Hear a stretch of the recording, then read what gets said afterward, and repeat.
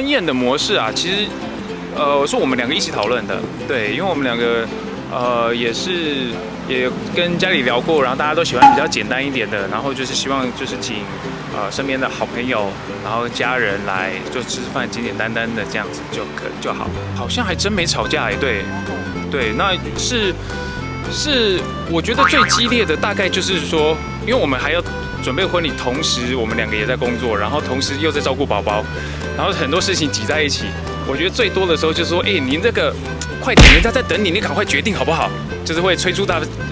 对方说，你什么事情还没决定，然后赶快，因为可能婚蜜那边在等我们下决定，他们才可以继续执行这样子。他是洗屁屁专员，对。然后宝宝便便，我就说爸爸便便喽，然后他就会自己去开热水。我就会放下手边，不管当下在干嘛，我就放下手边的工作，然后就开热水，然后就是准备好一整套他洗屁屁的需要用的用具，然后就说来洗屁屁专员到喽，然后就把他带去洗。洗澡也是爸爸洗。对，而且我觉得大家应该在最近的新闻上可能有听到说我们婚纱拍了1年，那我们现场在里面也有摆了我们的那个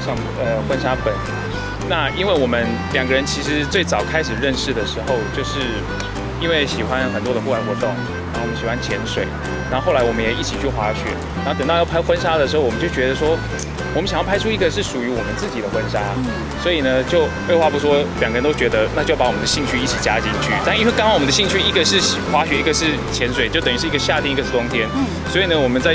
年初的时候就真的跑去轻井泽拍了滑雪雪地的婚纱。然后拍完之后，就一直等到夏天，然后等到夏天尾巴。其实夏天我还生 baby 了，对，所以我们的潜水其实是在秋天，而且是深秋的时候拍的，很冷，非常的冷，海水很冷。所有团队呢都是穿着羽绒衣、防寒衣，然后身上一大堆暖暖包，但是我们穿的就是现在这个样子，然后在零下快可能10几度的地方这样子。我发现人生到了下一个阶段的一个状态，就是当你随口哼的歌发现是儿歌的时候，你就知道说，原来我的生活，我的人生已经到了下一个阶段。非常开心啊！就是我其实期待他的这个婚礼期待超级久了，因为对于我来说啦，我觉得真的是这样感觉好像像家长，但其实也不是就是同一个辈分的。可是因为真的，我从认识他的时候，他真的是才14岁、15岁而已。然后就一路到现在这样子，现在当红的偶像剧男主角，然后现在又是他的世代，然后又娶到了一个非常漂亮的老婆走向人生的另一个阶段，真的是